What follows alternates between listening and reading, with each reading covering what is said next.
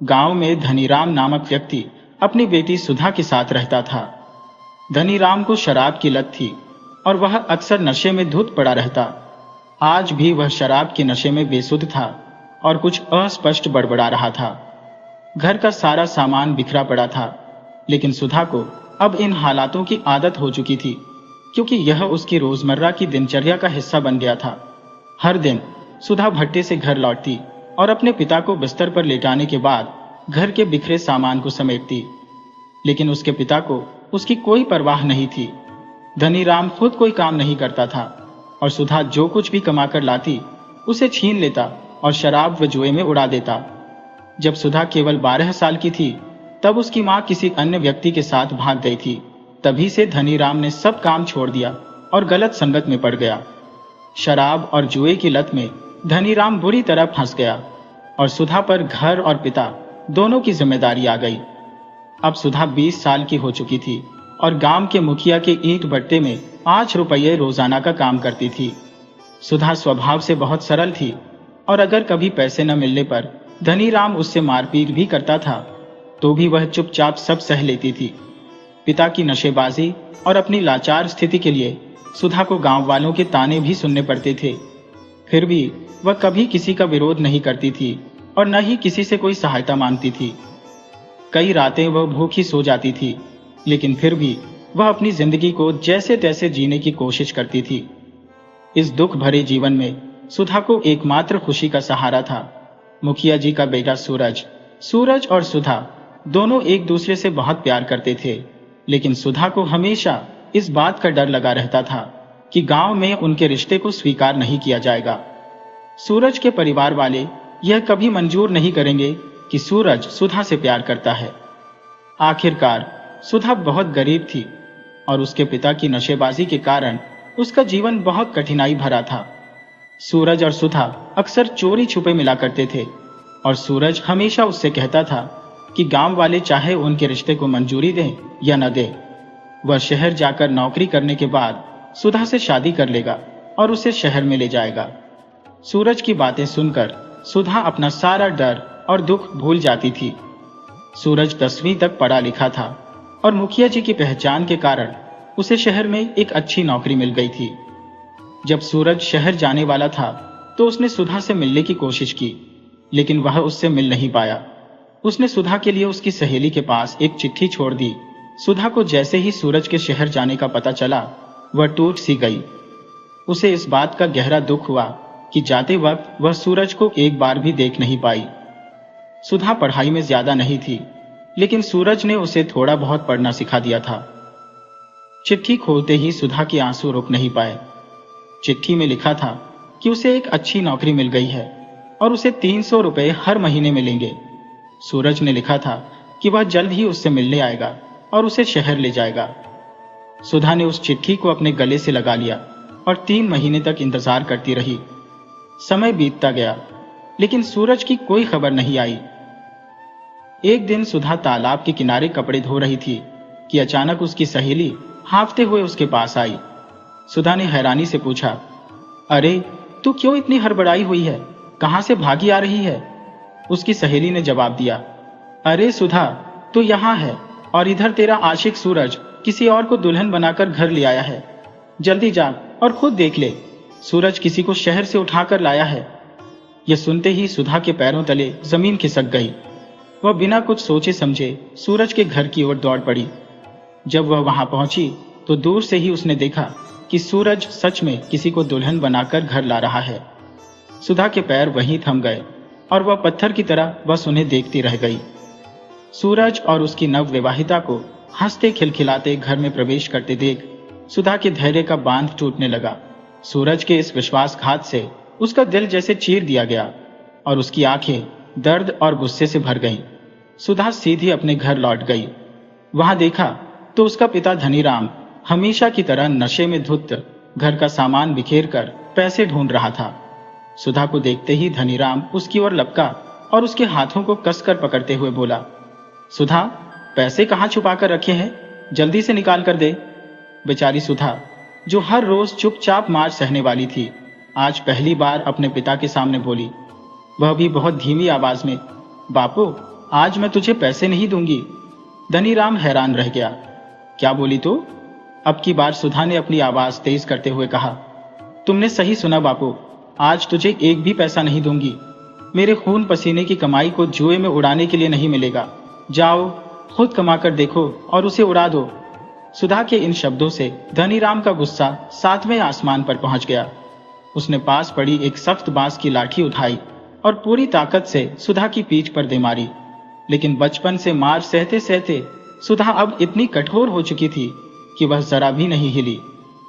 धनीराम ने 2-4 बार और मारा, लेकिन जब वह फिर से मारने के लिए उठा तो सुधा ने पास में रखा एक बर्तन उठाकर धनीराम के चेहरे पर दे मारा। धनीराम की नाक से खून बहने लगा और वह लाठी छोड़कर सुधा की आंखों में देखने लगा। सुधा की लाल आंखों में आज मानो सैकड़ों चिंगारियां जल रही थी। धनीराम चुपचाप वहां से चला गया। कहां गया कोई नहीं जानता। दिन बीते, हफ्ते बीते, लेकिन वह वापस नहीं लौटा। सुधा ने उसे ढूंढने की बहुत कोशिश की, लेकिन कोई सुराग नहीं मिला। धीरे धीरे 2 महीने बीत गए। धनीराम तो वापस नहीं आया, लेकिन जिन लोगों से उसने जुए में पैसा हारा था, उन्होंने मुखिया के कहने पर सुधा के घर और जमीन पर कब्जा कर लिया। सुधा बहुत रोई, गिड़गिड़ाई, लेकिन मुखिया ने उसकी कोई मदद नहीं की। गांव के आखिरी छोर पर सुधा की मां की छोड़ी हुई एक छोटी सी जमीन थी। सुधा ने वहीं बांस और कपड़ों से एक छोटी सी झोपड़ी बनाकर रहना शुरू कर दिया। उसने मुखिया के ईंट भट्टे में काम करना भी छोड़ दिया और मिट्टी के बर्तन और खिलौने बेचकर अपना गुजारा करने लगी। उधर सूरज अपनी पत्नी माला के साथ विवाह के बाद अपने जीवन में बहुत खुश था। वह हफ्ते में 4 दिन शहर में रहता और बाकी 3 दिन माला के साथ घर पर बिताता। सुधा कभी उसके सामने नहीं आई और न ही सूरज ने कभी उससे मिलने की कोशिश की। सुधा बस दूर से ही दोनों को देखा करती थी, लेकिन थी तो वह एक इंसान ही। नए रंग बिरंगे कपड़ों और गहनों से सजी माला को देखकर, उसकी मांग में भरा सिंदूर देखकर सुधा के मन में माला से जलन होने लगी थी। जब भी सूरज घर पर रहता, हर रात सुधा उसके घर के पास जाती और उनके कमरे से आने वाली आवाजों को सुनती और अपने और सूरज के साथ बिताए पलों को याद करती। रात के अंधेरे में वह घर के पास जाकर कुछ देर रुकती, फिर वापस चली जाती। किसी को कभी कुछ पता नहीं चला, लेकिन एक दिन डॉक्टर जगदीश दास की नजर सुधा की इन हरकतों पर पड़ गई। जगदीश दास गांव का एकमात्र डॉक्टर था जो शहर का होने के बावजूद गांव वालों की मदद के लिए यहां आकर ठहरा हुआ था। पिछले कुछ महीनों से वह अपनी मोटरसाइकिल से गांव में घूम घूम कर इलाज कर रहा था। उसने कई बार देखा था कि देर रात सुधा मुखिया के घर के पास आती और कुछ देर रुककर चली जाती। एक दिन सुधा खिलौनों की टोकरी लिए उन्हें बेच रही थी। तभी डॉक्टर जगदीश ने पीछे से आवाज लगाई, अरे ओ खिलौने वाली। सुधा ने पीछे मुड़कर देखा तो जगदीश की ओर बढ़ी और बोली, खिलौने लोगे डॉक्टर बाबू? बहुत अच्छे पके हुए और मजबूत है, आपके बच्चों को बहुत पसंद आएंगे। जगदीश ठहाका लगाकर हंसने लगा और बोला, बच्चे? अरे मेरी तो अभी तक शादी भी नहीं हुई और तुम बच्चों की बात कर रही हो। सुधा ने कहा, तो फिर डॉक्टर बाबू आपने आवाज क्यों लगाई? जगदीश ने हंसते हुए कहा, अरे कुछ नहीं, बस यूं ही। अच्छा ये बताओ, ऐसे खिलौने और बर्तन बेचकर कितना कमा लेती हो? सुधा ने उत्तर दिया, दिन के यही कोई 2-3 रुपए तो हो ही जाते हैं। डॉक्टर साहब ने फिर हंसते हुए कहा, अरे बस इतना ही? इतना तो सिर्फ दाल और आटा खरीदने में ही लग जाता होगा, और कुछ बचता भी होगा? सुधा को कुछ समझ नहीं आया। उसने कहा, हाँ बना लेती हो, लेकिन क्यों? डॉक्टर बाबू ने उत्तर दिया, खाना बनाने का काम करोगी, दिन के पूरे 8 रुपये मिलेंगे। सुधा अब भी डॉक्टर की बातों को लेकर सोच में पड़ी थी। जगदीश ने मुस्कुराते हुए कहा, अरे डर मत, मेरी बात नहीं कर रहा हूं, मेरे दोस्त के घर का काम बता रहा हूं। तुम मुखिया के घर काम करोगी? सुधा ने थोड़ा चौंकते हुए पूछा, मुखिया जी आपके दोस्त हैं? जगदीश ने हंसते हुए जवाब दिया, अरे नहीं, मुखिया तो मेरे दोस्त सूरज का पिता है। मैं तो सूरज का जिक्र कर रहा हूं, वही मेरा दोस्त है। फिर उसने बताया, तुम्हें तो मालूम ही होगा, कावेरी माई जो मुखिया के घर की देखरेख करती थी, उनके गुजर जाने के बाद से वहां किसी को घर का काम करने वाला चाहिए। माला सूरज की पत्नी कभी रसोई में पाँव नहीं रखती। मैंने तो सूरज से दोस्ती भी माला की वजह से ही की थी। अब तुम गांव में घूमती हो, किसी को जानती हो तो बताना। सुधा थोड़ी देर तक सोचती रही। उसके दिल में कई ख्याल उमड़ रहे थे। वो सूरज के साथ हुए धोखे से अभी भी आहत थी। हर रात सूरज और माला की हंसी की आवाजें उसके दिल में नफरत के बीज बो रही थी। यही मौका है, उसने सोचा। अब वो उस घर में जाकर अपने अपमान का बदला लेगी। उसने जगदीश की तरफ देखा और कहा, ठीक है, अगर पैसे अच्छे मिलेंगे तो क्यों नहीं करूंगी। बस एक शर्त है, मैं वहां सिर और चेहरा ढककर ही रखूंगी। जगदीश ने हंसते हुए कहा, तुम्हें चेहरा ढकने से परेशानी नहीं है तो घर वालों को क्या होगी। मैं माला और मुखिया से बात कर लेता हूं। अगले दिन सुधा सफेद साड़ी और चेहरे पर घूंघट डालकर मुखिया के घर पहुंच गई। उसने मन ही मन संकल्प किया कि इस घर के सुख और शांति का अंत यहीं से शुरू होगा। मुखिया का घर पूरे गांव में सबसे बड़ा था, 2 मंजिल का और भव्य। मुखिया जी के 2 बेटे थे। बड़ा बेटा प्रकाश मां के गुजरने के बाद क्रांतिकारी बन गया था। मुखिया ने दूसरी शादी नहीं की क्योंकि वो अपनी पत्नी से बहुत प्रेम करता था। इसलिए घर संभालने के लिए अपनी मुंह बोली बहन कावेरी को घर में रख लिया था। सूरज को भी कावेरी ने ही पाला था। कावेरी और माला के बीच अक्सर टकराव होता था क्योंकि कावेरी को माला की आलसी प्रवृत्ति और तौर तरीके पसंद नहीं थे। कावेरी घर छोड़कर कुछ दिन अपने गांव जाने वाली थी, लेकिन रहस्यमयी तरीके से उसकी मृत्यु हो गई। अब घर में केवल माला, मुखिया और सूरज ही रहते थे। सूरज सप्ताह में 1 बार आता, 2-3 दिन रुकता और फिर वापस शहर चला जाता। सुधा ने घर में प्रवेश किया और देखा कि माला बरामदे में तोते के पिंजरे के पास बैठी अपने बाल सजा रही थी। माला बेहद खूबसूरत थी, पढ़ी लिखी भी थी, लेकिन शहर में रहना उसे पसंद नहीं था। सुधा ने धीमे से कहा, मालकिन, बालों में तेल मैं लगा दूं? माला मुस्कुराते हुए मुड़ी और बोली, हाँ क्यों नहीं, तुम्हारा ही इंतजार कर रही थी। लेकिन तुमने इतना बड़ा घूंघट क्यों डाल रखा है? यहां मेरे और इस तोते के सिवा कोई नहीं है। सुधा ने मुस्कुराते हुए अपना घूंघट हटा दिया और मन ही मन सोच लिया कि आज से इस घर में जो भी होगा उसके पीछे सुधा का ही हाथ होगा। माला ने मुस्कुराते हुए कहा, अरे असल में खाना बनाने का काम तो महज बहाना है। मुझे तो बस कोई चाहिए जो मेरे साथ बातें कर सके। इस बड़े से घर में मैं बिल्कुल अकेली रह जाती हूँ। पहले कावेरी माई थी, अब वो भी नहीं रही, और ये मिच्छू है जो सुनता तो है पर कुछ बोलता नहीं। ये कहकर माला जोर जोर से हंसने लगी। सुधा भी उसकी बातें सुनकर और उसके भोलेपन पर मुस्कुराई। माला ने उसे सारे काम समझा दिए और बताया कि सिर्फ खाना ही नहीं बल्कि घर के बाकी सारे काम भी अब तुम्हें ही करने होंगे, क्योंकि उसने पहले से ही बाकी नौकरों को काम से निकाल दिया है। फिर माला ने सुधा को उसका कमरा दिखाया। सुधा के लिए यह सब किसी सपने से कम नहीं था। उसने कभी सोचा भी नहीं था कि उसे इस घर में रहने का मौका मिलेगा, भले ही नौकरानी बनकर ही सही। माला को अपनी आजादी बहुत प्यारी थी। उसे किसी के भी कहे अनुसार चलना बिल्कुल भी पसंद नहीं था। इसी वजह से मुखिया जी को माला का रवैया कुछ खास पसंद नहीं आता था, लेकिन बड़े घर की बेटी होने के कारण वो कुछ कह भी नहीं पाते थे। मुखिया जी अक्सर रात को ही घर आते थे। किसी से बातचीत नहीं करते थे, बस खाना खाते थे, अपने तोते को दाना पानी देते थे और फिर अपने कमरे में जाकर सो जाते थे। कुछ ही दिनों में उनका मुखिया पद भी समाप्त होने वाला था। उन्होंने सुधा को काम करते हुए देखा, लेकिन चेहरा ढका होने के कारण उसे पहचान नहीं पाए। कुछ दिन बीते। एक सुबह मुखिया अपने बरामदे में बैठे हुए अपने तोते को दाना दे रहे थे। तभी डॉक्टर जगदीश घर आया। जगदीश का घर आना मुखिया जी को बिल्कुल भी पसंद नहीं था। खासकर माला के साथ उसकी नजदीकियां, बातें करना और हंसना बोलना। मुखिया जी ने अपने पद का फायदा उठाकर कई बार उसे गांव में आने से रोकने की कोशिश की, लेकिन गांव में और कोई डॉक्टर ना होने के कारण उनकी कोशिशें नाकाम रही। जगदीश ने अंदर जाकर मुखिया जी को नमस्कार कहा, लेकिन मुखिया जी ने बिना कोई जवाब दिए अपने कमरे की ओर चल दिए। जगदीश की आवाज सुनकर माला दौड़ते हुए नीचे आई और हंसते हुए बोली, अरे अब आ रहे हो इतने दिनों बाद? लगता है पूरा गांव ही बीमार हो गया है।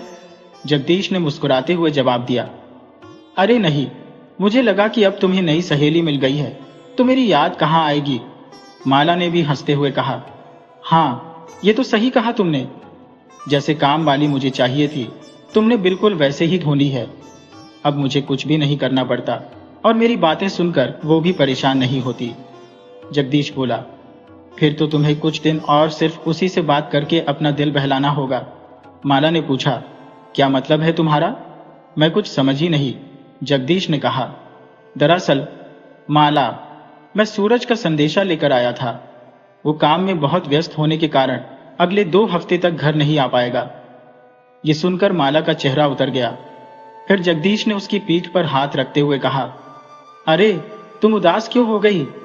सूरज ने यह भी कहा है कि इस बार वह एक लंबी छुट्टी लेकर घर आएगा। तभी कमरे से मुखिया जी निकले और बोले, हाँ बहू, तुम क्यों उदास होती हो? जब तक सूरज नहीं आ जाता, डॉक्टर तो है तुम्हारे पास बातों में दिल बहलाने के लिए। जगदीश ने अपनी पीठ से हाथ हटाया और कहा, फिर आता हो, कहकर जाने लगा। मुखिया जी के ताने ने जगदीश को समझा दिया कि उन पर ही तंज कसा गया था। माला भी उठकर अपने कमरे में चली गई और सुधा दूर खड़ी यह सब देख रही थी।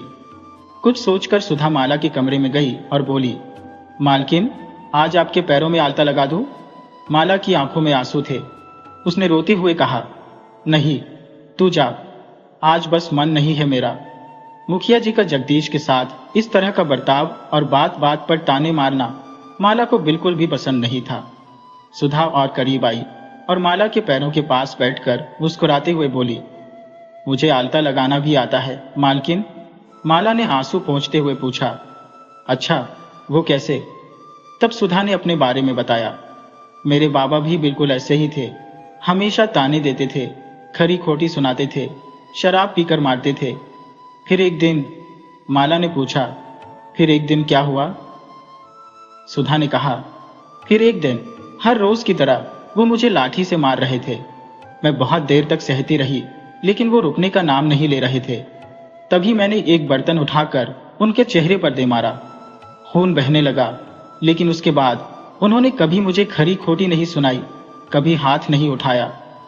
इतने दिन माला के साथ रहकर सुधा यह अच्छी तरह जान चुकी थी कि गुस्से में माला खुद पर काबू खो बैठती है। और वही हुआ जब सुधा ने कहा, जब तक हम चुप रहकर सहते हैं, सब हमें दबाते हैं। जिस दिन हम विरोध करना शुरू कर देते हैं, सब चुप हो जाते हैं। माला को यह बात दिल पर छू गई। उसने एक पैर में आलता लगाया और फिर झट से उठी और तेज कदमों से चलते हुए सीढ़ियां उतरकर ससुर जी के सामने जा खड़ी हुई। उसने कहा, पिताजी, आप शायद भूल रहे हैं कि आपका मुखिया पद अब बहुत जल्द खत्म होने वाला है। मुखिया जी गुस्से में चिल्ला उठे, ये क्या तरीका है बहू बात करने का? माला अब और भी जोर से बोली, क्या समझते हो आप खुद को चौधरियों की बेटियों में? मैं हर बार चुप नहीं रहूंगी। आपने पहले भी जगदीश को बहुत कुछ कहा है और आपकी बहन कावेरी ने सूरज जी के कान भरने की कोशिश की, लेकिन अब बहुत हुआ। इस तरह ससुर और बहू में काफी देर तक झगड़ा और बहस होती रही। सुधा दूर से ये सब देख रही थी। उसकी आंखों में आंसू थे, लेकिन उसके दिल को एक अजीब सुकून भी मिल रहा था, क्योंकि उसने अपने बदले की शुरुआत कर दी थी। कुछ दिनों में घर का माहौल थोड़ा शांत होने लगा। इस बीच जगदीश 2-3 बार घर आया। माला और जगदीश दोनों ने कमरे में बैठकर बातें की, लेकिन मुखिया जी ने यह सब देखकर भी कुछ नहीं कहा। फिर एक दिन सुबह से ही मुखिया का तोता कहीं गायब हो गया। घर और बाहर हर जगह ढूंढने के बावजूद वह नहीं मिला। इस खोज में मुखिया ने पूरा दिन बिना कुछ खाए बिता दिया। शाम को पिंजरे के पास बैठे तोते को याद करते हुए मुखिया की आंखों से आंसू बहने लगे। वह बार बार बुदबुदाते रहे। पहले प्रकाश की मां चली गई, फिर प्रकाश चला गया, फिर कावेरी बहन चली गई। मेरा बेटा सूरज अपनी जुबान काटी पत्नी को छोड़कर शहर चला गया। अब तू भी चला गया। सुधा धीमे कदमों से पास आकर बोली, मुखिया जी, रोइए मत, जाना तो सबको एक दिन होता ही है। खाना लगाती हूँ, आप खा लीजिए, वरना आप बीमार हो जाएंगे। आज माला मालकिन ने खाना बनाया है। चौधरी की बेटी को खाना भी बनाना आता है। मुखिया जी ने ताना कसते हुए खाने की थाली ली, लेकिन उनका ध्यान आज खाने पर नहीं था। फिर भी दांतों में कुछ खटका। उन्होंने एक झटके से थाली फर्श पर फेंक दी और चिल्लाए, अरे बहू, तूने क्या कर दिया? तूने मुझे मांस खिला दिया।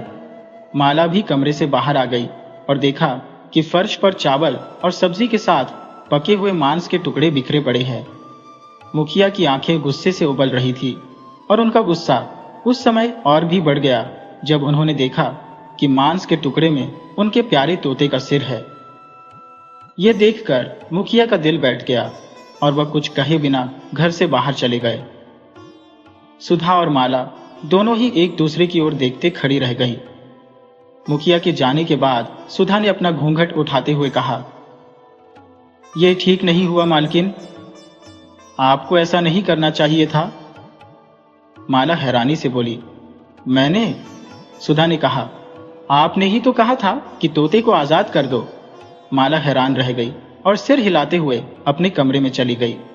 दरअसल एक दिन माला ने बात बात में सुधा को बताया था कि गुस्से में आकर वह कुछ भी कर देती है और उसके बाद उसे कुछ याद नहीं रहता। इस घटना के 2 दिन तक मुखिया घर नहीं आया और गांव के किसी दोस्त के घर रहा। तीसरे दिन सूरज शहर से लौटा और तभी मुखिया भी घर आया। सूरज ने माला से सब बातें सुन ली और जब उसने सुना कि उसकी गैर मौजूदगी में उसके बाबा माला के साथ कैसा बर्ताव करते थे, तो उसने भी मुखिया को काफी कुछ सुनाया। मुखिया का पद अब कुछ ही दिनों के लिए था। उन्होंने पहले ही सारी जमीन, घर और ईंट भट्टा सूरज के नाम कर दिया था। अपने ही घर में अब उन्हें प्यार और सम्मान नहीं मिल रहा था, इसलिए उन्होंने बनारस जाकर अपना बाकी जीवन बिताने का फैसला किया। सूरज ने भी उन्हें जाने से नहीं रोका। इन चंद महीनों में सूरज काफी बदल चुका था और माला अब पूरी तरह आजाद थी। सूरज और माला दोनों हमेशा कमरे में ही रहते, सिर्फ खाना खाने के लिए बाहर आते थे। घर के सारे काम अब सुधा ही किया करती थी। सूरज को माला के साथ देखकर सुधा को अपने पुराने दिन याद आते थे और उसके दिल की आग और भी भड़क उठती थी। लेकिन सूरज अब सुधा को पूरी तरह भूल चुका था। उसने माला से कभी काम वाली के बारे में कुछ नहीं पूछा और न ही कभी सुधा से बात करने की कोशिश की। उसका सारा ध्यान सिर्फ माला पर ही रहता था, जिससे सुधा को सूरज से और भी ज्यादा नफरत होने लगी। एक दिन माला ने कहा, सुधा, तुम आज अपने घर हो आओ, कल सुबह ही वापस आना, तुम्हारे मालिक। इतना कहकर वह हंसने लगी। सुधा ने ईर्ष्या से दोनों मुट्ठियां बंद कर ली और कहा, ठीक है मालकिन, और चली गई। सुधा चली तो गई, लेकिन पूरा दिन बस सूरज और माला के बारे में सोचती रही। न जाने सूरज बाबू माला को कैसे छू रहे होंगे, कैसे उसके बालों में उंगलियां फेर रहे होंगे। यही सब विचार उसके मन में आते रहे और इसी में उसका दिन बीता। आधी रात के समय सुधा की बेचैनी और बढ़ गई। वह खुद को रोक नहीं पाई और पहले की तरह अंधेरे में मकान के पास चली गई, जो कि सूरज और माला के कमरे के पीछे था। वहां पेड़ के पास जाकर खड़ी हो गई और कमरे से आती आवाजें सुनने लगी। कमरे से आती माला की आवाजें उसके दिल को और छलनी कर रही थी। वह ज्यादा देर वहां नहीं रुकी और वापस अपने कमरे में आ गई। अगले दिन सुबह जब वह मुखिया जी के भवन में पहुंची तो देखा कि माला दरवाजे पर खड़ी थी, जैसे किसी का इंतजार कर रही हो, शायद किसी को विदा कर रही हो। सुधा के आते ही माला ने कहा, अरे इतनी देर से क्यों आई? मैं कब से तेरा इंतजार कर रही थी। चल, अब आ गई है तो जल्दी से खाना बना दे, बहुत भूख लगी है। मैं सोच रही थी कुछ खुद ही बना लूं, लेकिन आज इतनी थक गई हूं कि कुछ नहीं किया। खाना बनाने के बाद मेरी पीठ की मालिश भी कर देना, लेकिन पहले रसोई में जाने से पहले मेरा कमरा ठीक कर दे, पूरा बिखरा पड़ा है। सुधा ने ज्यादा कुछ न कहकर सिर्फ सिर हिलाया और माला के कमरे की तरफ चली गई। कमरा बिखरा पड़ा था, हर सामान इधर उधर फैला हुआ था। बिस्तर और फर्श पर गुलाब की पंखुड़ियां बिखरी थी, जो रात की कहानी बता रही थी। सूरज बिस्तर पर सोया हुआ था, उसकी आंखें अभी खुली नहीं थी। कुछ पल के लिए सुधा उसे देखती रही, फिर उसने कमरे के बिखरे सामान को समेटना शुरू कर दिया। उसने खिड़की के पर्दे हटाए और सुनहरी धूप की किरणें कमरे में फैल गई। धूप की किरणें पड़ते ही सूरज की आंखें खुल गईं। उसने देखा कि सफेद साड़ी में सुधा खड़ी है, जो अपने चेहरे को ढक रही थी।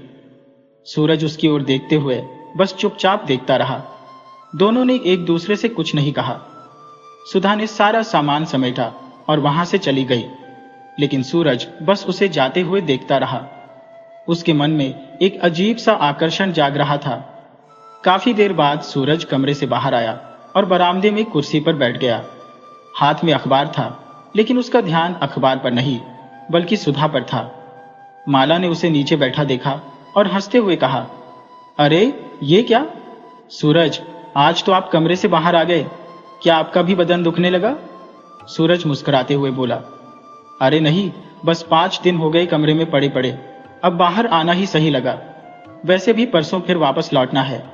उसने एक सांस ली और फिर पूछा, अच्छा माला, ये काम वाली तुम्हें कहां से मिली? माला ने जवाब दिया, जगदीश ने ढूंढ कर लाई है। बेचारी विधवा है, बर्तन बेचती थी। पति के मरने के बाद ससुराल वालों ने उसे घर से निकाल दिया।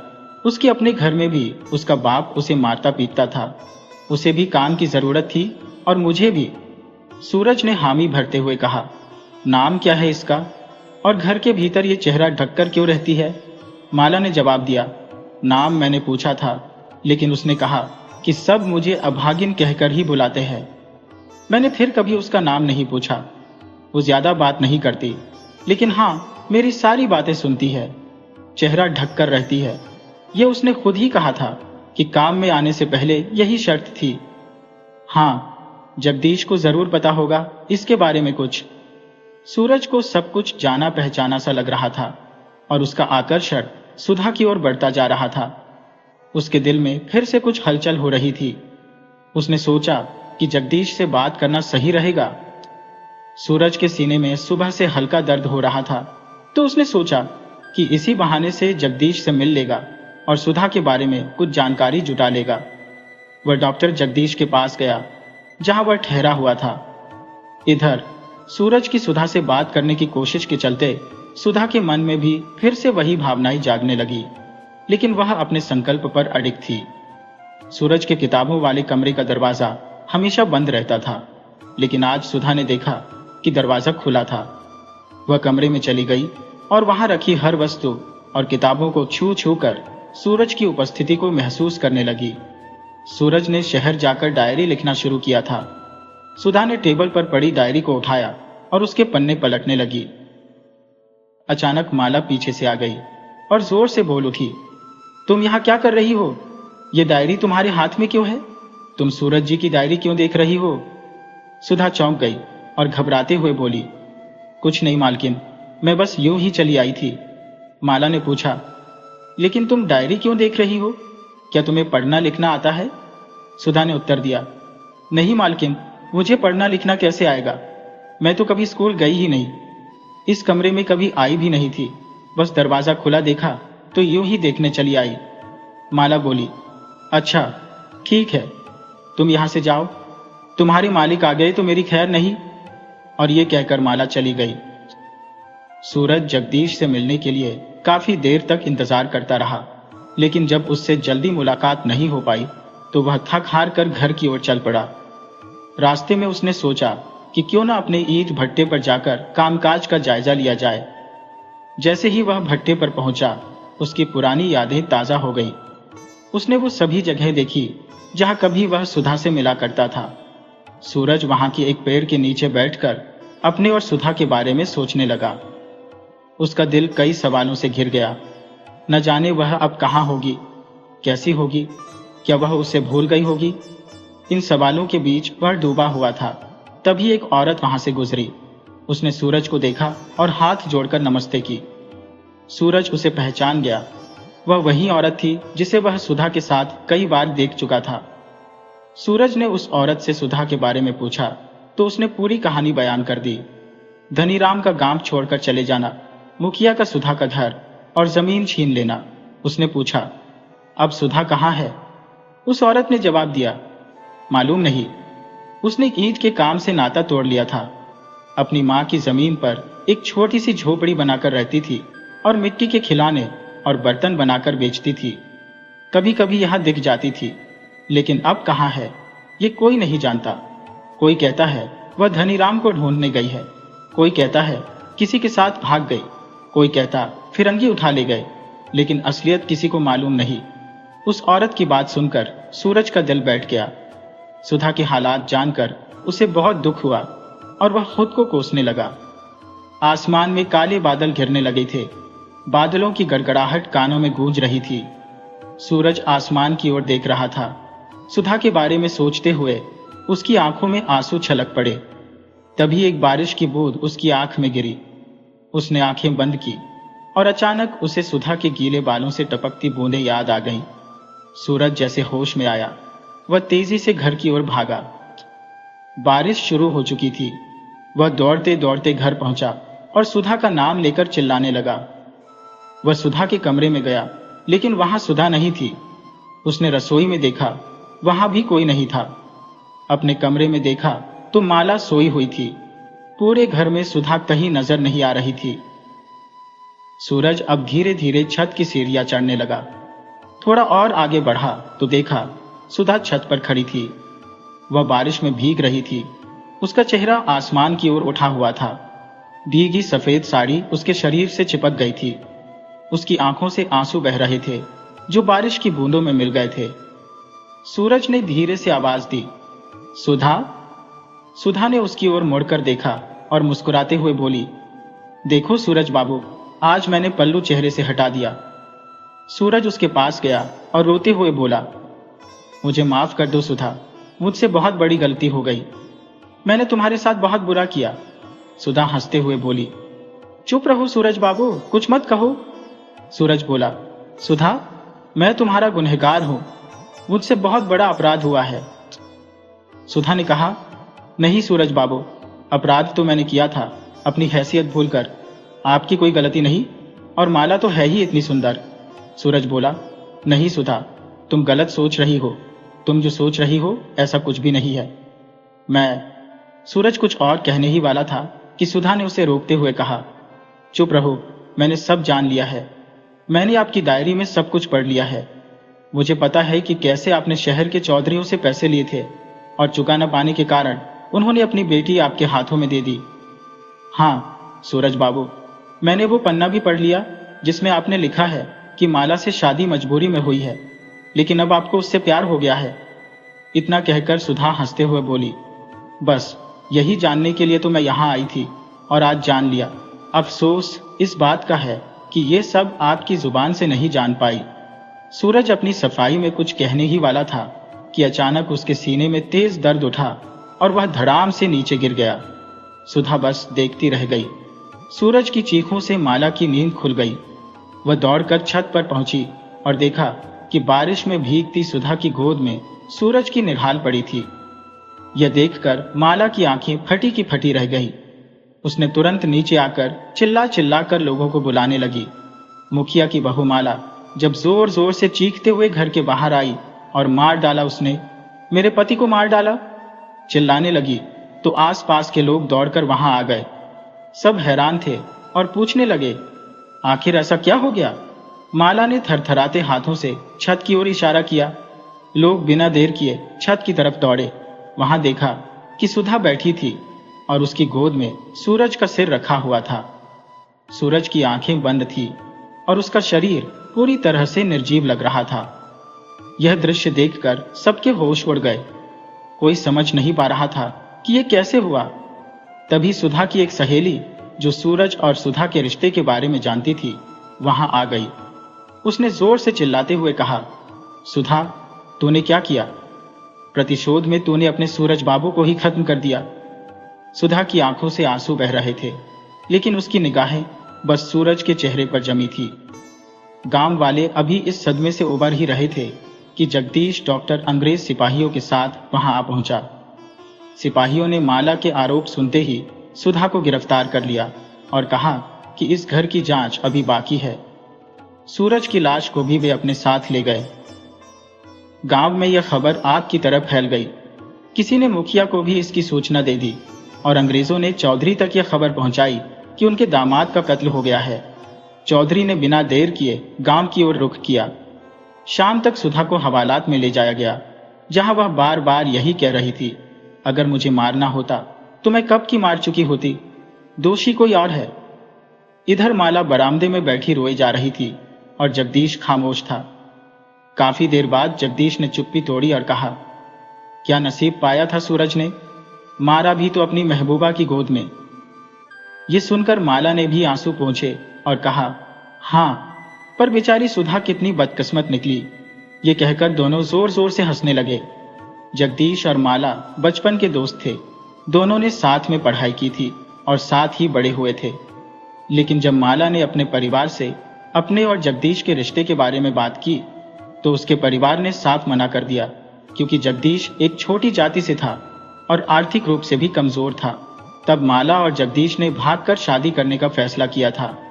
यही वह समय था जब सूरज नौकरी के लिए शहर गया था। वहां चौधरी ने उसकी आर्थिक मदद की और माला के पिता ने उसे माला के लिए योग्य समझा। इस तरह माला की शादी सूरज से हो गई और दोनों गांव वापस आ गए।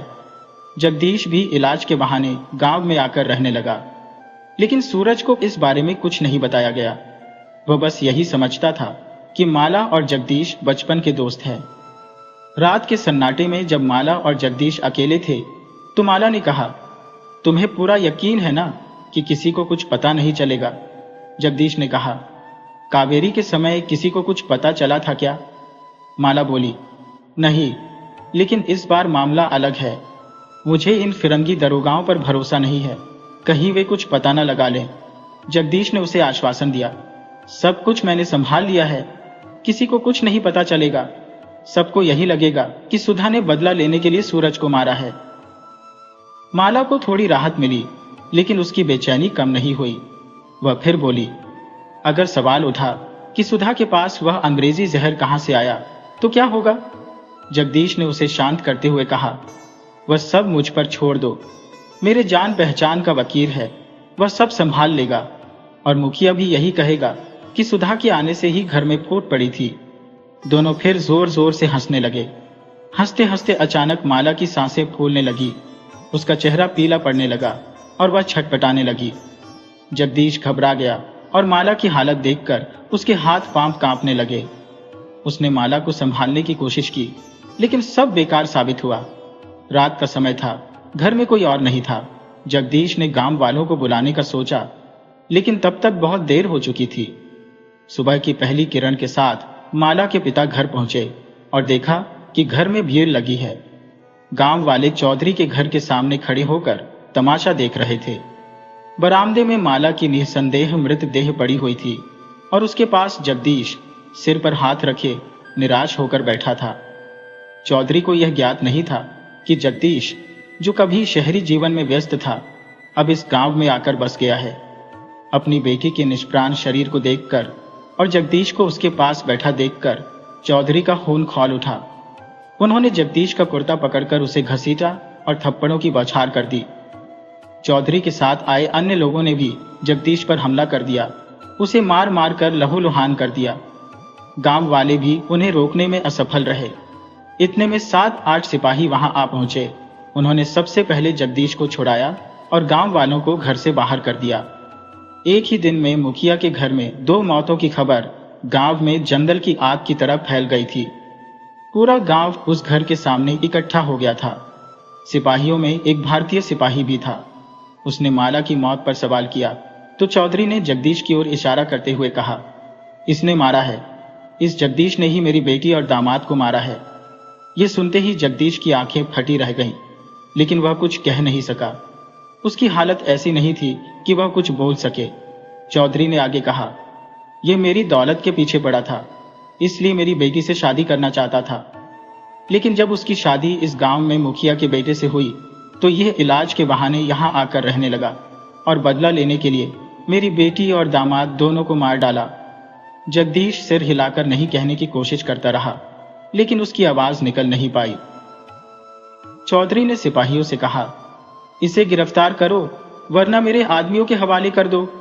चौधरी की बात मानते हुए और हालात को देखते हुए सिपाहियों ने जगदीश के हाथ रस्सी से बांध दिए और फिर पूरे घर की तलाशी लेने लगे।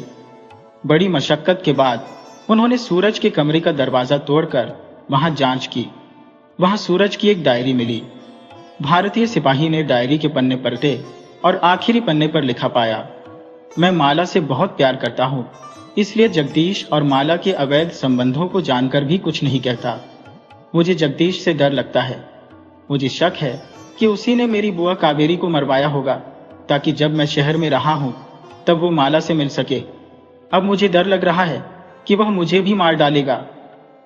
इस डायरी के आधार पर और चौधरी के इल्जाम के चलते सिपाहियों ने जगदीश को गिरफ्तार कर लिया। गांव में यह बात फैल गई कि डॉक्टर जगदीश ने बदला लेने के लिए सूरज और माला को मार डाला। हवालात में जाते हुए जगदीश को सुधा की आवाज सुनाई दी। धन्यवाद डॉक्टर बाबू, आपने मेरे छलनी हृदय का इलाज कर दिया।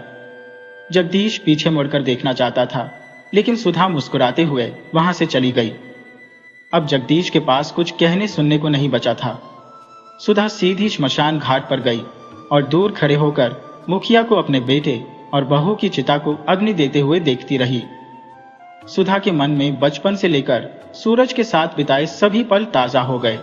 वह सोचने लगी कि कैसे वह सूरज के झूठे वादों का शिकार हुई, कैसे उसने उसे बुलाकर दूसरी पत्नी को लाया, कैसे माला की झूठी दोस्ती ने उसे धोखा दिया, और आखिर में कैसे प्रतिशोध की आग में अंधी होकर उसने अपने सूरज बाबू को मरते हुए देखा, लेकिन कुछ नहीं कर पाई। सुधा का प्रतिशोध तो पूरा हो गया था, लेकिन उसके हृदय की पीड़ा खत्म नहीं हुई थी। वह पछताने लगी कि अगर वह चाहती तो सूरज को बचा सकती थी, लेकिन बदले की आग ने उसे ऐसा नहीं करने दिया।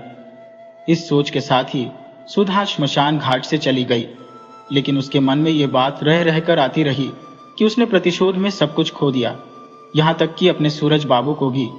दोस्तों, इस तरह सुधा ने अपने बदले की आग में सब कुछ स्वाहा कर दिया और अपने जीवन को अधूरा छोड़ दिया।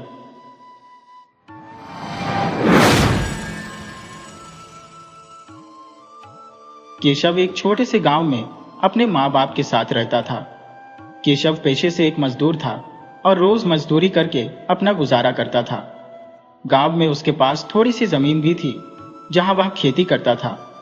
कुछ मेहनताना मजदूरी से आता था और कुछ अपने खेत से पैदा हुआ अनाज जोड़कर वह 2 वक्त की रोटी जुटा लेता था। उसके माँ बाप भी खेत में और मजदूरी में उसका हाथ बटाते थे। केशव की नई नवेली पत्नी रमैया, जो करीब 1 साल पहले उसके जीवन में आई थी, मगर दोनों को अब तक एक दूसरे के करीब आने का वक्त नहीं मिल पाया था। वजह यह थी कि केशव की मां रमैया को उससे दूर रखती थी, क्योंकि वह अभी नाबालिग थी, 18 साल की नहीं हुई थी।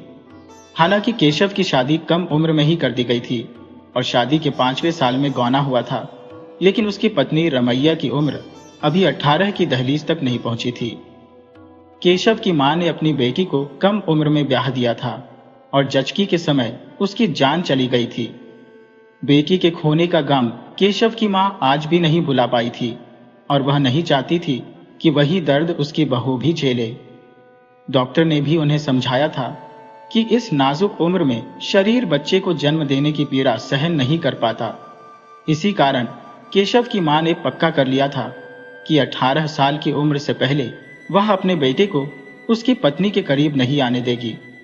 शादी की जो सामाजिक और पारंपरिक बंदिशें थी, उन्हें बदलने की ताकत शायद केशव की मां में नहीं थी, लेकिन अपनी ओर से जो भी कर सकती थी वह सब उसने किया। यह उसकी समझदारी और दृढ़ता का प्रतीक था। बीते कुछ महीनों में उन्हें खुलकर जीने का अवसर मिला था। केशव 21 साल का हट्टा कट्टा जवान था। अपनी मेहनत की महंगी निशानियों के साथ मजबूत कंधे और सख्त हाथ। रमैया भी कम सुंदर नहीं थी। सांवला रंग, बड़ी बड़ी आंखें और चेहरे पर एक अनोखी चमक। उसने शादी में जो भी गहने पहने थे वह आज भी पहनती थी। उसके पैरों में घुंघरू वाली पायल थी जो दिन भर छन छन करती रहती थी और केशव के दिल की धड़कनें तेज कर देती थी। रंगीन साड़ियों से सजी, माथे पर गोल बिंदी लगाए, गले में नकली गहने और पैरों में महावर लगाए हुए उसकी नई नवेली दुल्हन को देखना केशव को बहुत सुकून देता था। उसका प्रेम रमैया के लिए हर दिन और गहरा होता जाता था, जो किसी भी नई दुल्हन के लिए गर्व की बात होती है। दिन भर केशव यही सोचता रहता कि कैसे रमैया की एक झलक मिल जाए। जैसे ही केशव की मां इधर उधर होती, वह तुरंत घर में घुसकर अपनी पत्नी को देख लेता, जैसे कबड्डी के खेल में तेजी से छूकर वापस आ जाता है। वह उस वक्त खुलकर अपनी पत्नी से बात भी नहीं कर पाता था। रात को भी दोनों सबके सोने का इंतजार करते और फिर मिलते और सबके जागने से पहले अपने अपने स्थान पर लौट आते। इतनी सुंदर पत्नी पाकर केशव अपने आप में ही मग्न रहता था। कभी कभी खेत में काम करते करते ही कोई बहाना बनाकर घर लौट आता था। रमैया भी कम उत्सुक नहीं थी, वह भी बस केशव का इंतजार करती रहती थी। पहली मुलाकात का खुमार ऐसा होता है कि इतनी जल्दी मन नहीं भरता। उम्र के इस पड़ाव पर जीवन साथी का होना और एक दूसरे के प्रति समर्पण जीवन को विशेष बना देता है। चाहे वह गरीबी के द्वार में हो या संपन्नता के, यह जीवन का वसंत दोनों के लिए हमेशा यादगार बन जाता है। लेकिन शायद कुदरत को कुछ और ही मंजूर था। अचानक एक भयंकर तूफान आ गया और बारिश ने कहर बरपा दिया। आमतौर पर तूफान आते जाते रहते थे, कुछ नुकसान करते थे, लेकिन इस बार तो सब कुछ तहस नहस हो गया। खेतों से एक दाना अन्न भी किसी के घर तक नहीं पहुंच पाया। 6 महीने की मेहनत पानी में बह गई थी। अब सवाल यह था कि अगले 6 महीने कैसे पेट भरेंगे। फसल की अच्छी उपज का इंतजार हर किसान करता है, लेकिन इस बार किस्मत ने उन्हें मौका नहीं दिया। जमींदारों ने भी हाथ खड़े कर दिए, क्योंकि उनकी भी सारी फसल बर्बाद हो चुकी थी। केशव की मजदूरी भी चली गई थी। अब चिंता थी कि बिना मजदूरी के पेट कैसे भरेंगे। केशव की सारी उम्मीदें पानी में डूब चुकी थी। भूख की चिंता ने चारों ओर से घेर लिया था। घर की जिम्मेदारियों का बोझ केशव के कंधों पर था। उसने जी जान लगाकर कोशिशें की, पर कोई उपाय न निकला। ऐसे में उसका दोस्त हिसाब ने सलाह दी, चल शहर चलें, वहां कुछ न कुछ काम तो जरूर मिलेगा। केशव को साथी की यह बात जंच गई। आखिर पेट भरने के लिए तो कुछ करना ही पड़ेगा। गांव में उसका एक दोस्त मल्लू रहता था, जो शहर में नौकरी करता था। उसने घर वालों से उसका नंबर लिया और मल्लू को फोन मिलाया। मल्लू बड़े से बंगले में चौकीदारी करता था, इसलिए उसके पास फोन रहता था, ताकि वह हर खबर मालिकों तक पहुंचाए बिना अंदर जाए। उस वक्त फोन का खर्चा बहुत आता था, इसलिए मल्लू ने खुद पीसीओ से फोन काटकर उधर से केशव को फोन किया। मल्लू जानता था कि बड़े लोगों को 10-20 रुपए का फर्क नहीं पड़ता, लेकिन उसके लिए तो हर पैसा कीमती था। केशव ने शहर में काम की इच्छा जाहिर की, तो मल्लू ने उसे भरोसा दिलाया, मैं तेरे लिए कुछ काम ढूंढूंगा, फिर फोन करूंगा।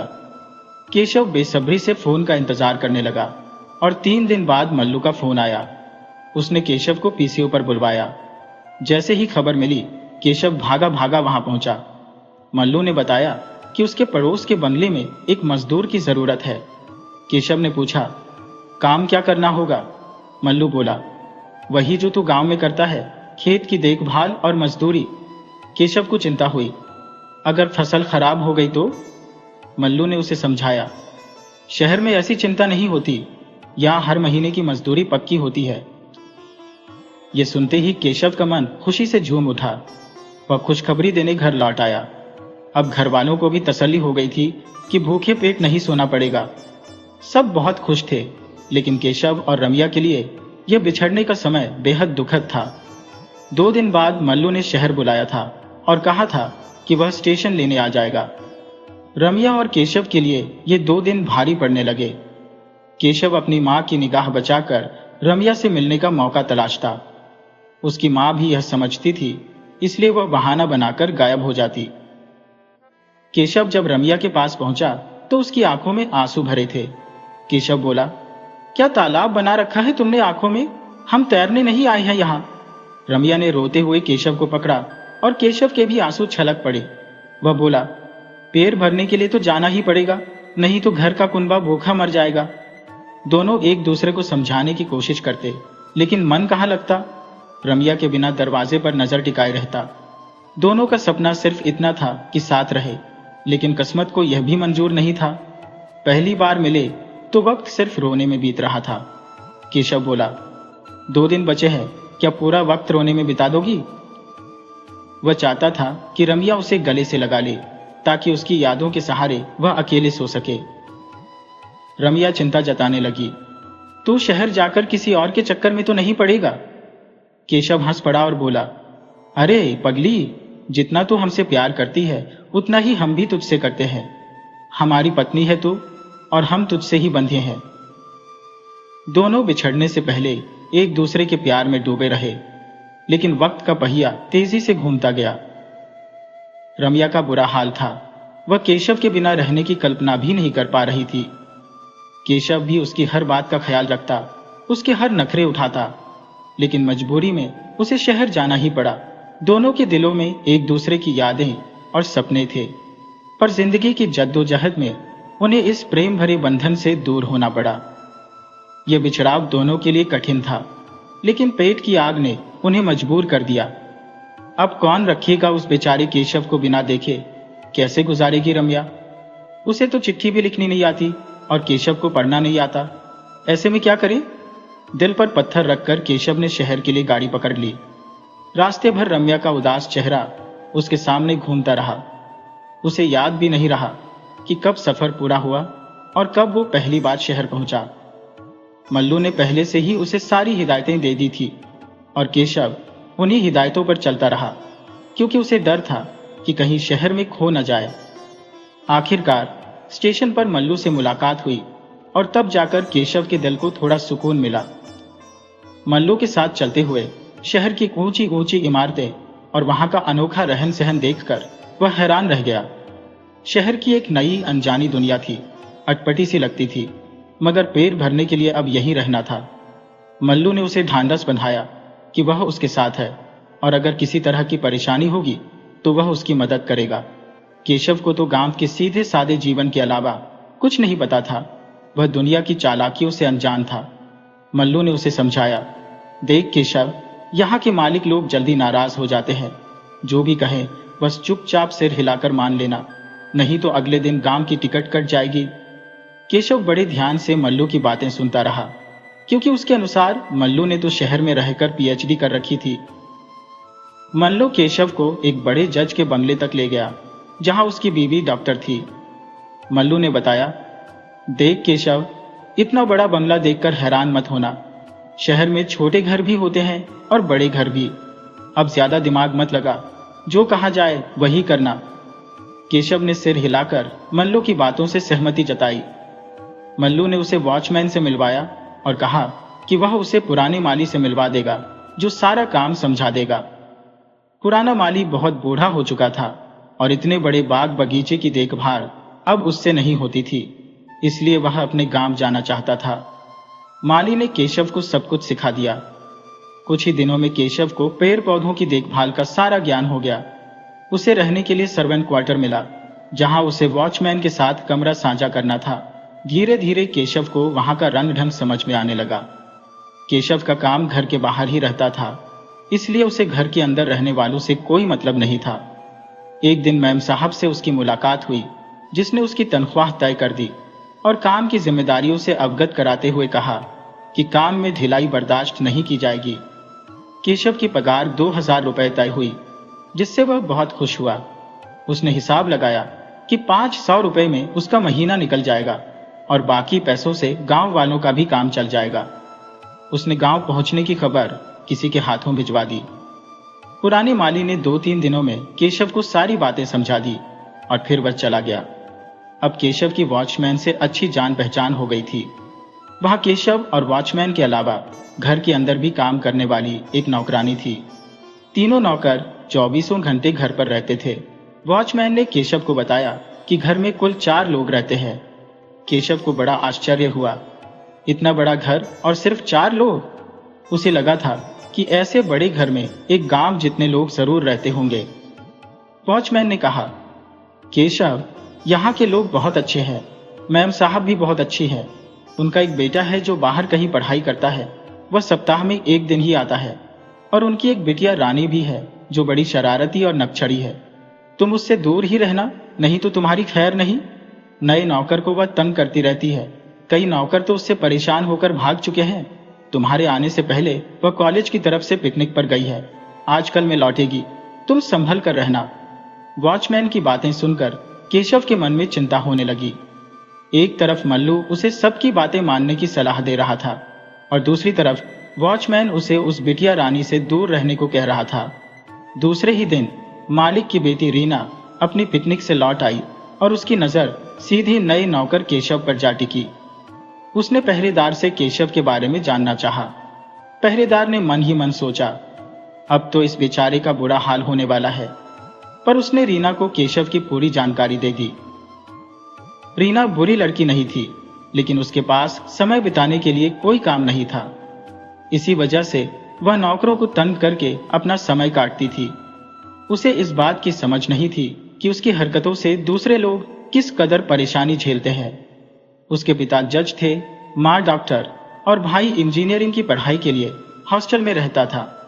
घर पर अकेलापन काटने के लिए रीना को कोई न कोई शरारत करनी पड़ती थी।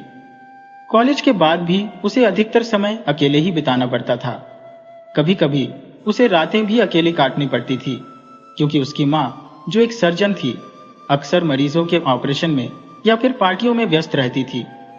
ऐसे में रीना अपनी बेचैनी दूर करने के लिए नौकरों से ही खेलने लगती थी। रीना करीब 19 साल की थी, लेकिन स्वभाव से बच्चों जैसी थी। जब उसने केशव को आवाज दी तो केशव ने हाथ जोड़कर और सिर झुकाकर कहा, जी बीवी जी। रीना ने नाराजगी से कहा, क्या बीवी जी लगा रखा है? मुझे रीना मैडम कहो। केशव ने जल्दी से सिर हिलाते हुए कहा, जी आप जैसा कहेंगी। रीना उसकी बातों से समझ गई कि केशव गांव का है और अब उसकी शरारत का निशाना बनने वाला है। रीना ने कहा, जाओ मेरा सामान कमरे में ले जाकर रखो और ध्यान रखना, अगर कुछ टूट गया तो देख लेना। केशव ने झट से सामान उठाया और रीना के पीछे पीछे चल पड़ा, लेकिन घर के दरवाजे पर शीला, जो घर की नौकरानी थी, ने उसे रोक लिया। उसने कहा, अंदर मर्द नौकर को जाने की इजाजत नहीं है, और केशव से सामान लेकर चली गई। रीना शीला पर गुस्सा होने लगी, लेकिन शीला ने साफ कह दिया कि उसे जो आदेश मिला है वो उसी का पालन करेगी। रीना पैर पटकते हुए अपने कमरे में चली गई। इसके बाद रीना ने केशव को इधर उधर के कामों में उलझाए रखा। कभी ब्रेड लाने भेजती तो कभी साबुन, और जब सामान लेकर लौटता तो कहती कि वापस जाकर कुछ और ले आओ। अगर वह सामान सही न लाता तो दुकान वालों की डांट और रीना की झिड़कियां दोनों ही सुननी पड़ती। पेड़ों की छटाई भी अपनी मनमर्जी से करवा देती, जिसके कारण केशव को मेम साहब की डांट भी सुननी पड़ती थी। एक दिन तो उसने अपनी माँ के सबसे पसंदीदा फूल को कटवा दिया, जिसकी वजह से केशव की नौकरी जाने की नौबत आ गई थी। शीला ने मेम साहब को रीना की शरारतों के बारे में बताया तो मेम साहब ने रीना को डांट लगाई, लेकिन इसके बाद से रीना केशव के खिलाफ हो गई और उसे और ज्यादा परेशान करने लगी। रीना की हरकतों से केशव बहुत परेशान था, पर वह कर भी क्या सकता था। उसके पास और कोई चारा नहीं था। केशव को आए अब 1 महीना हो चुका था। उसे पहली तनख्वाह मिल गई थी। उसने मल्लों की मदद से गांव में पैसे भेजे और पहली बार अपने घर वालों से फोन पर बात की। सबने उसका हालचाल पूछा और उसने भी सबका हालचाल लिया। जब रमिया फोन पर आई तो दोनों की आंखों में आंसू भर आए। सिस्कियों ने बयान किया कि दोनों ही एक दूसरे की बहुत याद कर रहे हैं, पर जिंदगी तो मुस्कुराकर ही जीनी होगी। एक दूसरे को दिलासा देकर दोनों अपने अपने कामों में लग गए। उस दिन केशव का मन बहुत हल्का था। घर वालों से बात करके उसका मन खुश हो गया था, लेकिन यहाँ रीना का अलग ही खेल चल रहा था। उसने केशव को बुलाया, जो पेड़ों को पानी दे रहा था। केशव उसके पास जाने ही वाला था कि रीना खुद ही आ गई और बोली, केशव मुझे पाइप दो, मैं पानी डालूंगी। केशव ने बिना कुछ कहे पाइप उसे दे दिया, क्योंकि वह जानता था कि रीना मानने वाली नहीं है। रीना ने जानबूझकर पाइप को ऊपर की तरफ करके पानी का फव्वारा चला दिया, जिससे केशव भीग गया। रीना की इन हरकतों से केशव तंग आ चुका था, पर उसने सब्र से काम लिया और अपने काम में लगा रहा। रीना ने पाइप पकड़ा और उसे गोल गोल घुमाने लगी। वह खुद भी उसके साथ घूमने लगी और उसे इस खेल में मजा आने लगा। हालांकि इस खेल में वह खुद भीग रही थी। अचानक पाइप में उलझकर वह गिर पड़ी और उसका सिर पत्थर से टकराने वाला था। यह देख केशव दौड़कर उसकी तरफ लपका और उसे गिरने से बचा लिया। उसकी पकड़ इतनी मजबूत थी कि वह उसे काफी दूर तक लुढ़का ले गया। उस पल केशव की पकड़ रीना के लिए किसी हीरो की तरह थी। रीना के मन में एक नई अनुभूति जागी। यह पहली बार था जब किसी ने उसे इतनी करीब से पकड़ा था। उस पल उसे केशव का आलिंगन किसी पहेली जैसा लगा, जिसका जवाब उसके पास नहीं था। उसके शरीर में एक अजीब सी सरसराहट हो रही थी, लेकिन वह समझ नहीं पा रही थी कि उसके मन में यह क्या हो रहा है। केशव ने खुद को संभाला और रीना को भी। वह बोला, बीवी जी आप कपड़े बदल लो, नहीं तो आपकी तबीयत खराब हो जाएगी। और वह खुद भी कपड़े बदलने चला गया। उस दिन के बाद रीना के मन में केशव के प्रति एक नया आकर्षण जागा। उसे अब केशव नौकर नहीं, एक मर्द नजर आने लगा। वह उसकी तरफ खींचने लगी। उसे केशव का साथ अच्छा लगने लगा और वह बहाने से उसके पास जाने की कोशिश करने लगी। कभी कभी वह उसका हाथ पकड़ लेती तो कभी बहाना बनाकर केशव को छूने की कोशिश करती। केशव ने पहले सोचा कि अब उसे कुछ शांति मिलेगी, लेकिन धीरे धीरे वह रीना के बदलते व्यवहार को समझने लगा। हालांकि रीना की हरकतों से वह पूरी तरह अनजान नहीं था। उसकी उम्र चाहे 19 साल की हो, पर उसका बर्ताव एक जिद्दी लड़की जैसा था, और केशव के लिए उसके मन में जो भावना थी वह रमिया के लिए सच्ची और पवित्र थी।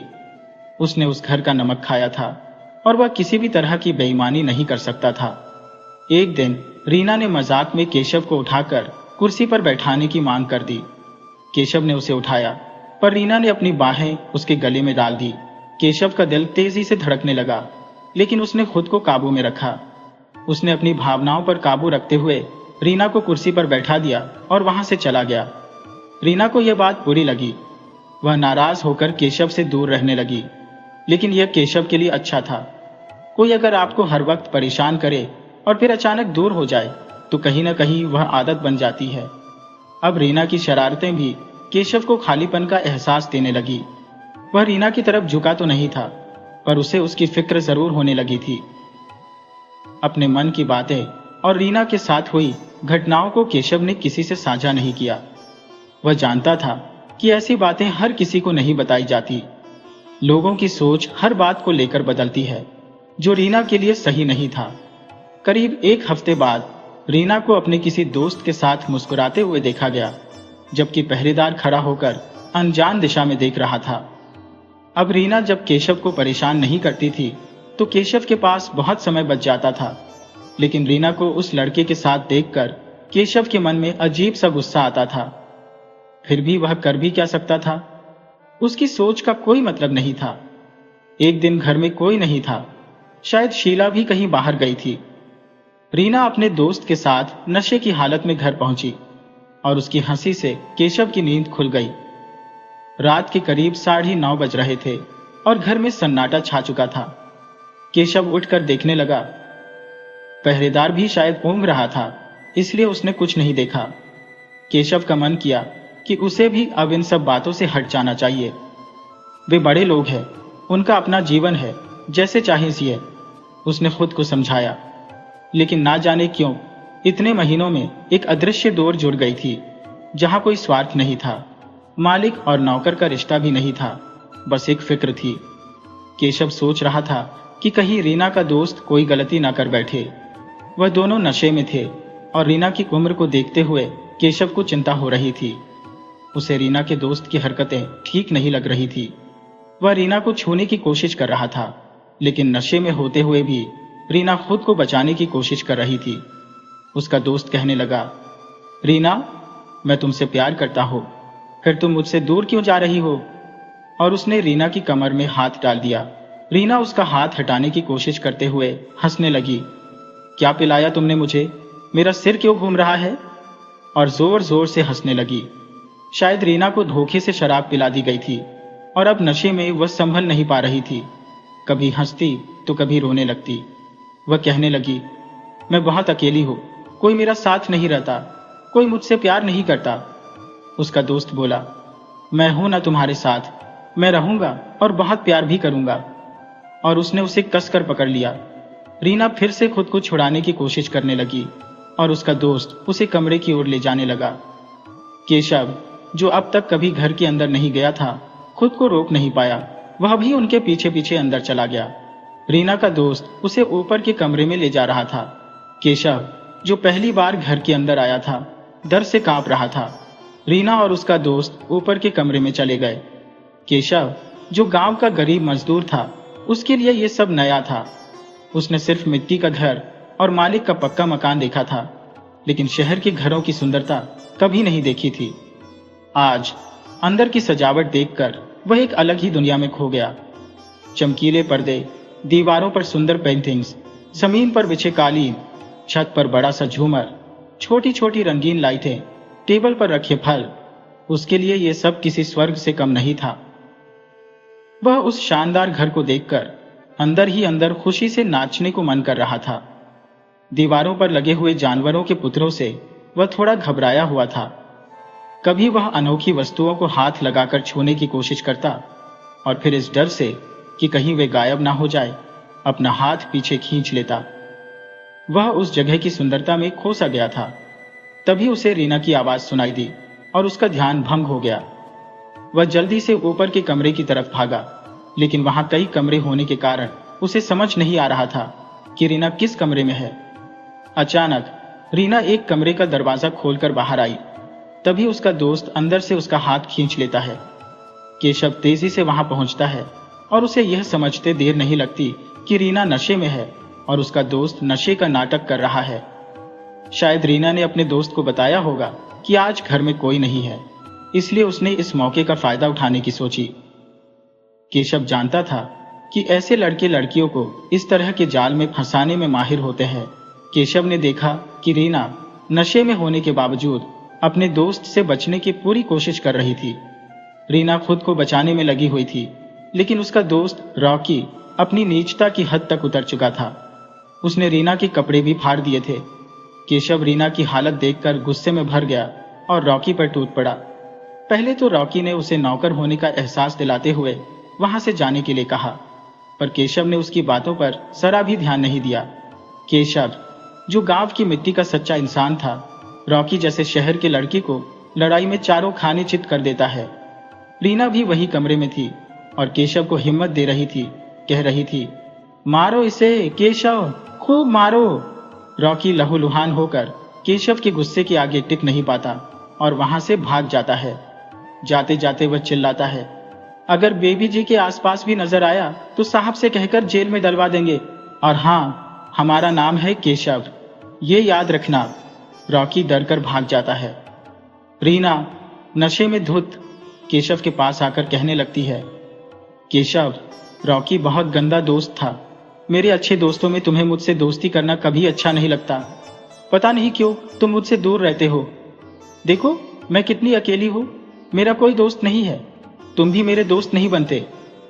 रॉकी कितना बुरा था, उसने मेरे कपड़े फाड़ दिए और मेरे साथ गंदी हरकतें कर रहा था।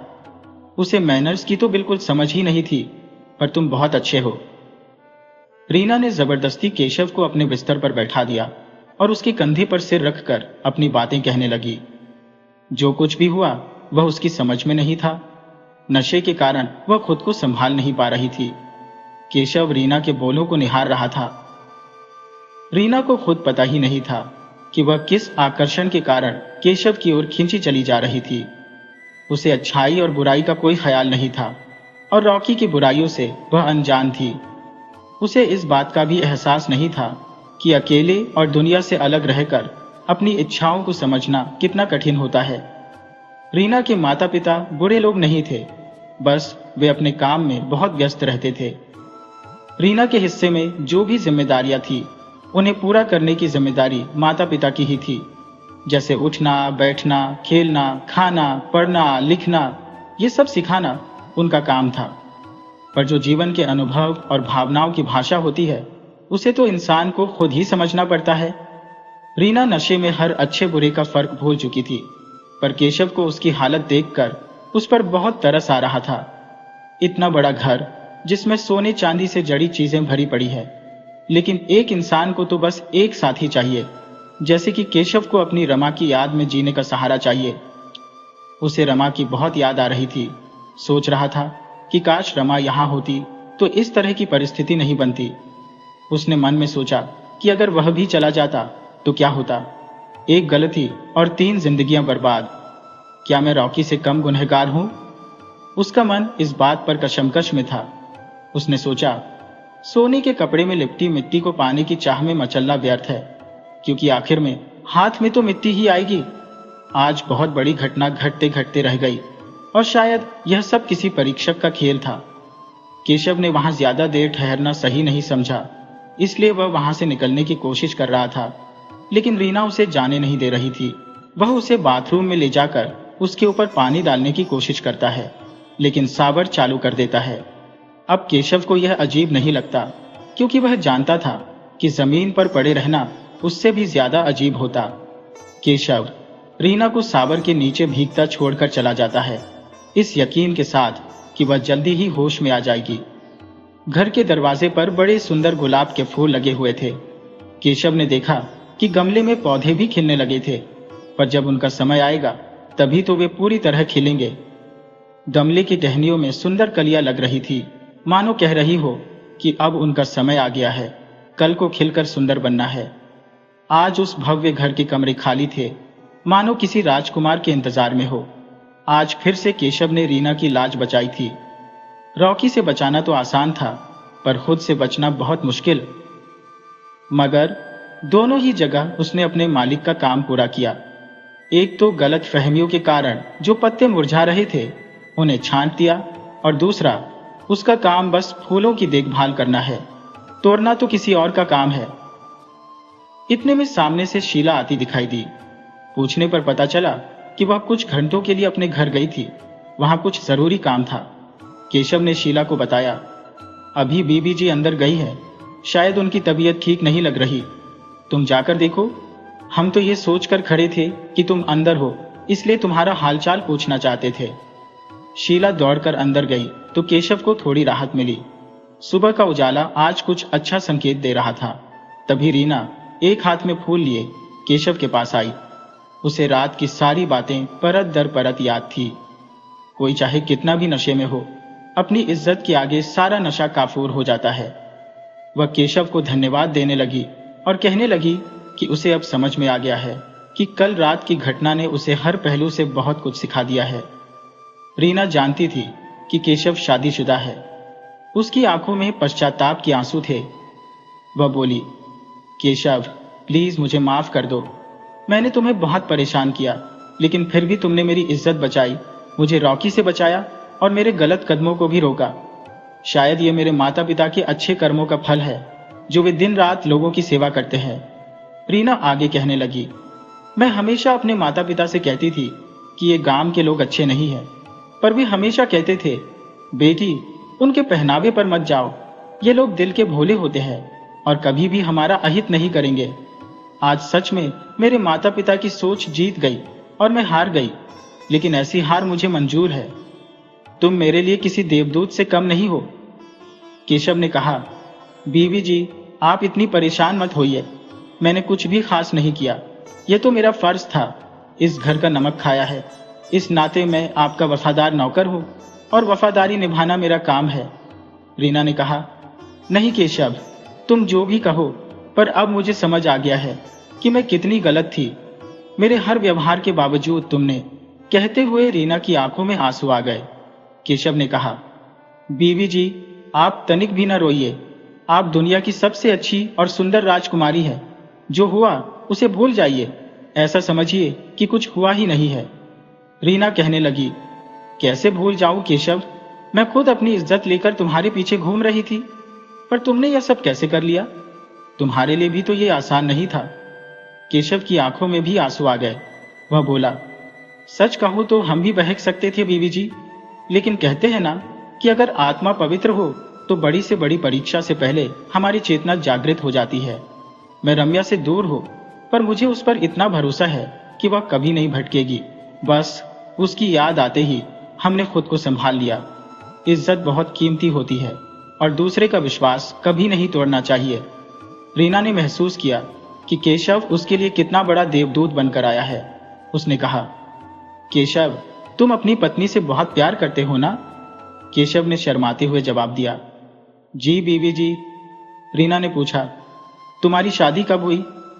केशव ने बताया, 1 साल हो गया है। रीना ने फिर पूछा, इतनी कम उम्र में शादी हो जाती है? केशव ने समझाया, जब इस उम्र में मन बहकने लगता है तब विवाह करने में कौन सी बुराई है।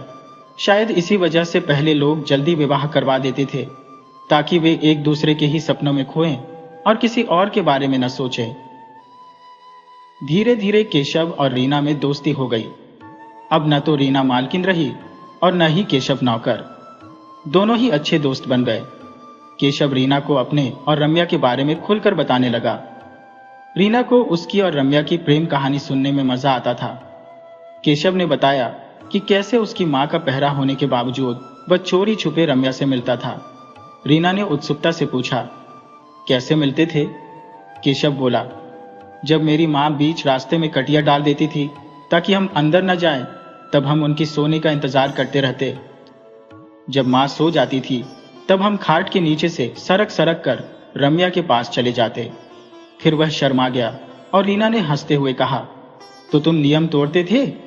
केशव ने हंसते हुए कहा, अरे नहीं, हम तो बस उसे देख भर लेते थे और हमारे मन को शांति मिल जाती थी। अगर कुछ आगे बढ़ जाते तो माँ हमारी पीठ सुजा देती, इसीलिए हमने कभी मर्यादा पार नहीं की। लेकिन रम्या तो बहुत ही सुंदर है।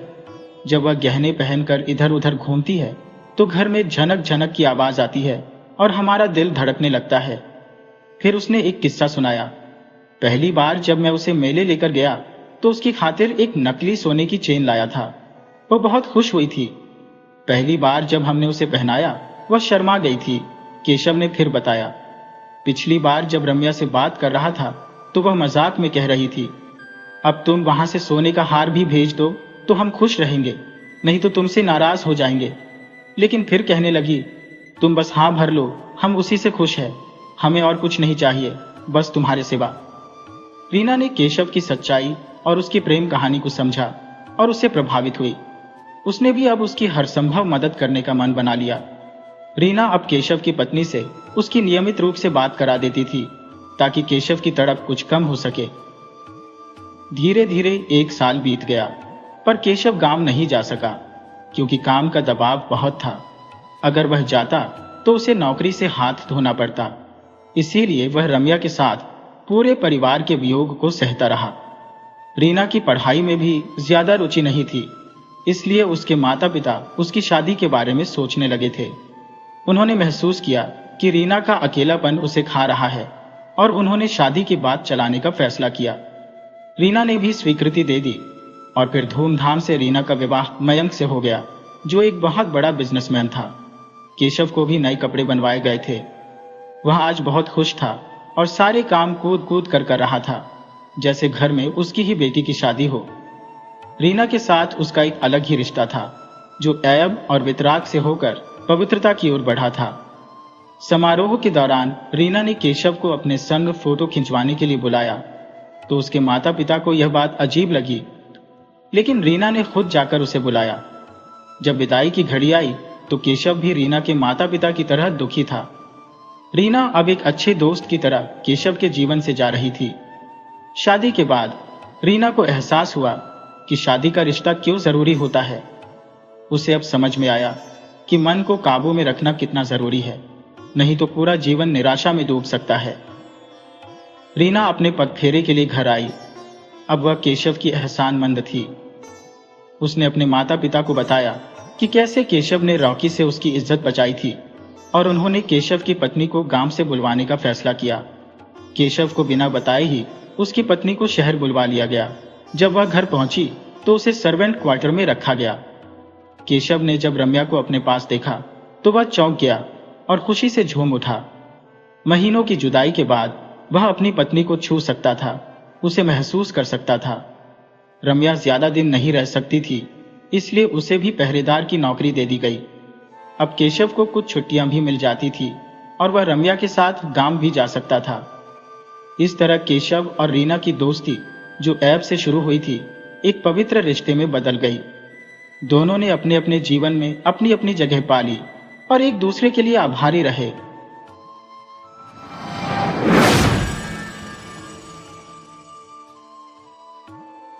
वीडियो अच्छी लगी हो तो इसे लाइक करें और ऐसी ही मज़ेदार कहानियों के लिए चैनल को सब्सक्राइब करें और बेल आइकन दबाएं। ज़्यादा से ज़्यादा अपने दोस्तों को शेयर करें। धन्यवाद।